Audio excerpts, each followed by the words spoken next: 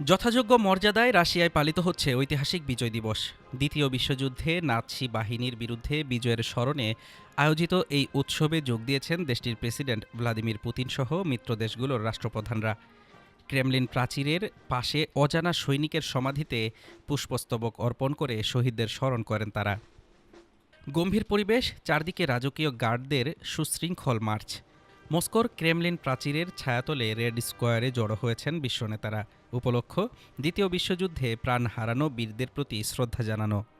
রুশ president Vladimir Putin ধীর পদক্ষেপে এগিয়ে যান অজানা সৈনিকের সমাধিতে। সেখানে পুষ্পস্তবক অর্পণ করে মাথা নত করে দাঁড়িয়ে থাকেন কিছুক্ষণ। এই নীরবতা যেন কোটি কোটি মানুষের আত্মত্যাগের প্রতি গভীর কৃতজ্ঞতা। পুতিনের সঙ্গে এই আয়োজনে যোগ দেন বেলারুশ, কাজাখস্তান ও মধ্য এশিয়ার বিভিন্ন দেশের রাষ্ট্রপ্রধানরা। রাশিয়ার সামরিক শক্তির প্রদর্শনীর পাশাপাশি এই পুষ্পস্তবক অর্পণ অনুষ্ঠানটি মিত্র দেশগুলোর মধ্যকার ঐক্য ও সংহতির প্রতীক হিসেবে দেখা হচ্ছে। সমাধি স্তম্ভের চিরন্তন শিখা যেন মনে করিয়ে দিচ্ছে সেই বীরদের কথা, যাদের নাম জানা নেই, কিন্তু যাদের রক্তে অর্জিত হয়েছিল বিজয়। আনুষ্ঠানিক এই শ্রদ্ধা নিবেদন শেষে রেড স্কোয়ারে শুরু হয় বর্ণাঢ্য কুচকাওয়াজ। দেশপ্রেম আর আবেগের মিশেলে পালিত হয় দিনটি, যা রাশিয়ার ইতিহাসে অন্যতম গুরুত্বপূর্ণ অধ্যায়।